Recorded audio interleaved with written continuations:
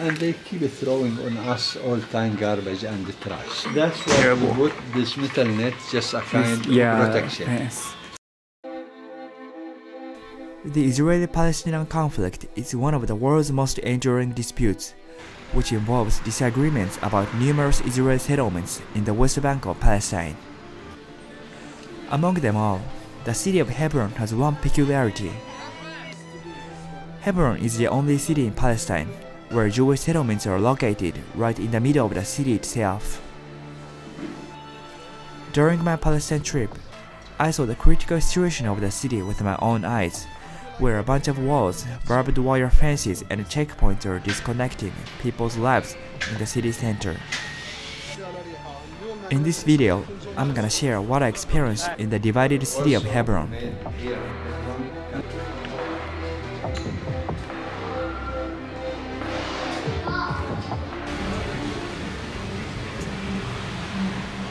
Hebron is located in the southern West Bank, 30 kilometers south of Jerusalem. Before Hebron, I was staying in Bethlehem, which is one of the most tourist-heavy cities in the West Bank, as it is famous for being the birthplace of Jesus Christ. As the hotel staff kindly instructed me, I took a shared van to Hebron, and after an hour ride, the car arrived at the bus stop in the city center.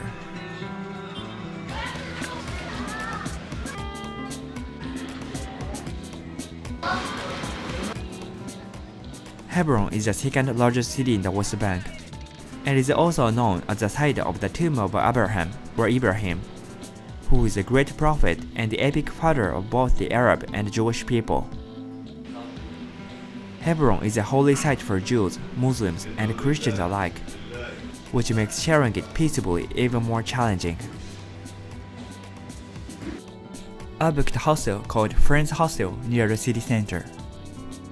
When I arrived, it turned out I was actually the only one staying in the hostel, but they told me that they offered the guests a city tour, so I booked one for the next day.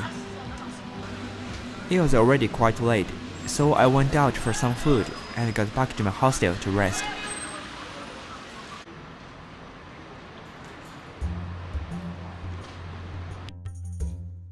The tour guide's name is Hassan. He is from Hebron and is working as a tour guide at his side hustle. The tour started at one of the checkpoints in the city center.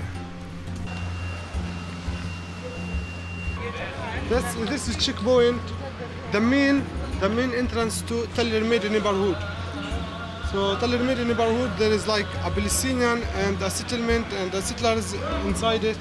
So the situation for Palestinians inside it is very hard. And in that way, it's like Hebron 1, and in that way, it will be like Hebron 2, which mean like Hebron H1 and H2. So this is H1. Yeah, this is H1. That will be like the military protection and service from Palestinian. But the other side is H2. Yeah, exactly. Hebron is split and referred to as two separate sections, H1 and H2. H1 is governed by Palestine, and H2 is governed by Israel, but the borders are manned by Israeli soldiers. What shocked me was that the border runs right through the middle of the city. The first checkpoint he showed me was only several dozen meters away from the downtown of the Palestinian side, where a bunch of shops and houses line the streets. So can you go through it like as a Palestinian?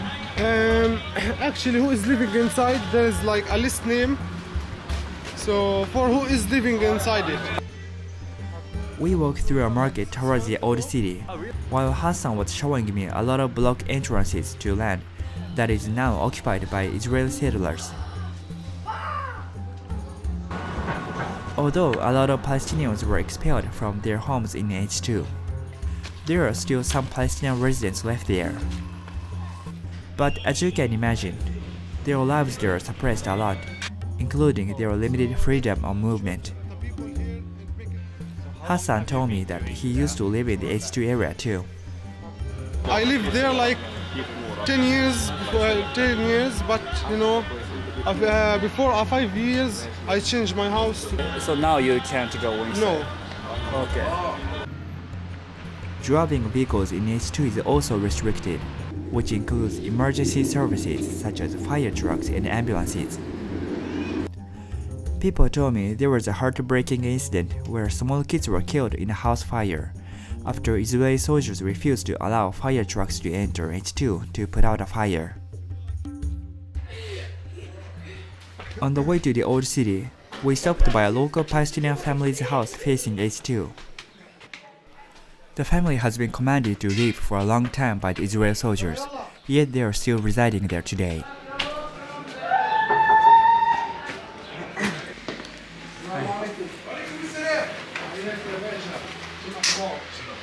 How are you? Hi, good. How are you? I'm Wes. Nice to meet you, Wes. You too. What's your name? Abid. Where are you from? I'm from Japan. Japan. Yes. Oh, welcome. Thank you. The family told me how hard their life is surrounded by the settlers. The window that they used to see through the H2 area was welded by the Israeli soldiers, and it never opens now. If you open this window, what will happen? It's not open because you close it. Never close it. If you try to open, I am open. This is the soldier coming here arrest me. Really? at least.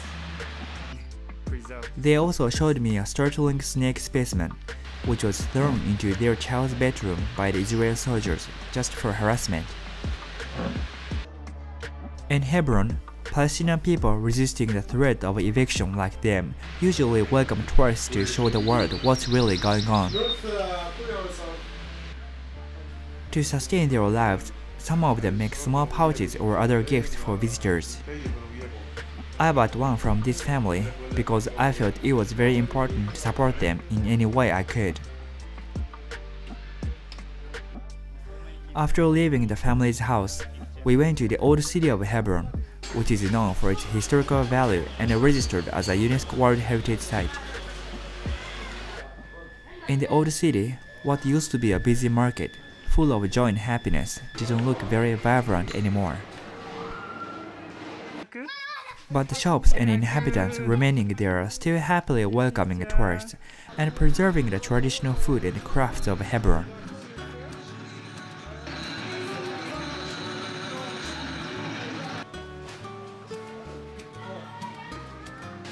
So kunafa, it is one of the most traditional, and famous in Hebron and in Nablus. So when you come to Hebron, you have to taste kunafa. Yes. It's very delicious. It looks really good. Yeah. Thank you so much. Thank you.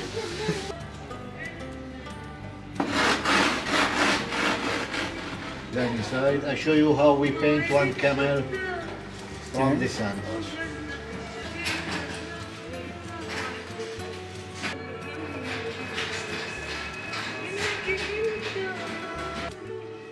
To make the hump of the camel. Very fast.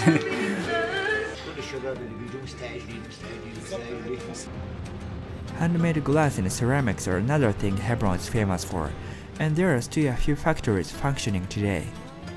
We coming here for the classes victory. And by the way, 60% from the products of traditional factories came from Hebron.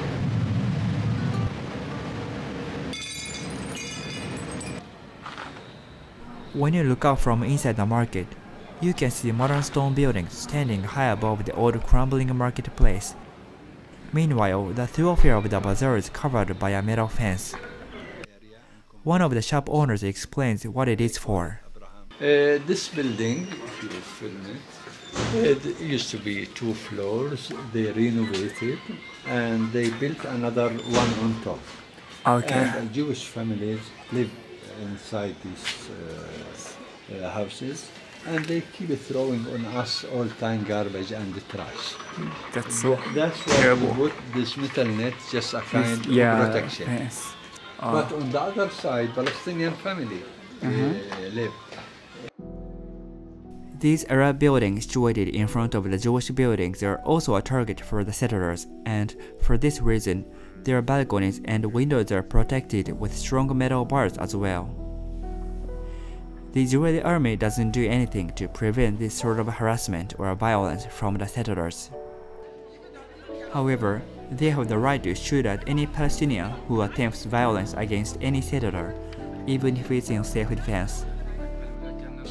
They are watching from that white, yeah. And if you don't see, we have another one on top of that building. 2 military watching towers. Right, only this small section. Although there are some Palestinian inhabitants left, many streets were just abandoned, and most businesses and shops were closed. That's because they were afraid of the settlers, or because the Israeli authorities blocked them for security reasons. Just about 10 to 15% of the shops is still open here. Yeah. These shops either they don't have, they can't afford to buy shops in the new city, or some of them just take it, just kind of resistance to stay here. Yeah. Or but this shop means a lot to me. It's a heritage from the family. My grandfather was here, my father was here, and I am now. And I would like to keep it as much as I live.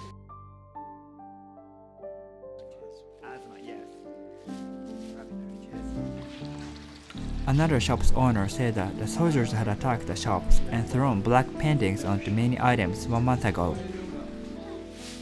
He still had those items covered by the painting in the shop and pictures of the blackened shop right after the attack to tell visitors about the incident.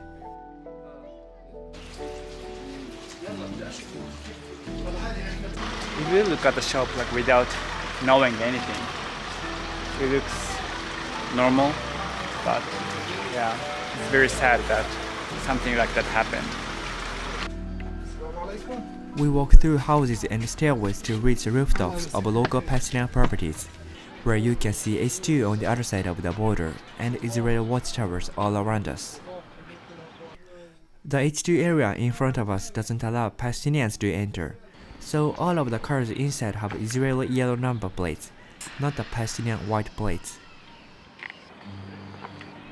Hassan told me that even if the direct distance to a point looks short from up here, it always takes Palestinians a while to get there, since they have to take a detour. Water tanks are ubiquitous on the roofs of Palestinian homes across West Bank cities and towns, to be filled when their water taps literally run dry for weeks at a time. As you can see, however, some tanks have bullet holes made by Israeli soldiers shooting from boredom. After leaving the rooftop, we decided to try to go in H2 through one of the checkpoints. Hassan told me he can't enter by himself, but sometimes he can when he is accompanying tourists as a tour guide. But many times only tourists are let in or they both get rejected, so it was a risky bet. We went to a checkpoint which leads to the Cave of the Patriarchs, which is known as Ibrahim Mosque to Muslims, and is usually divided between being used as both a synagogue and a mosque. But we soon found out the checkpoint was sealed off.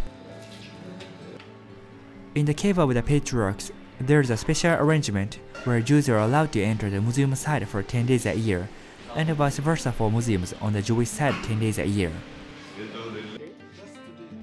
Perhaps it might have been the Jewish people's turn on that day, even though my tour guide didn't seem to know that either. We had no choice but to end the tour and go back to our hostel. I didn't know what was exactly going on in the mosque, but later I found a video of inside the mosque on that day.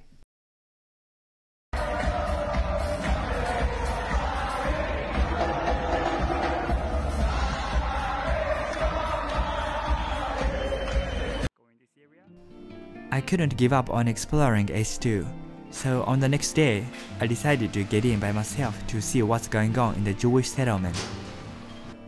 I'm gonna share my experience in H2 in the next video. If you wanna see other Palestinian videos in my Behind the Wall series, don't forget to subscribe. Also, if you have a chance to visit Hebron, I highly recommend the Friends Hostel and their political city tour, because their hospitality was great and I learned so many things about the city that I wouldn't have known. I put a link to the hostel in the description. Thank you for watching, see you in the next video.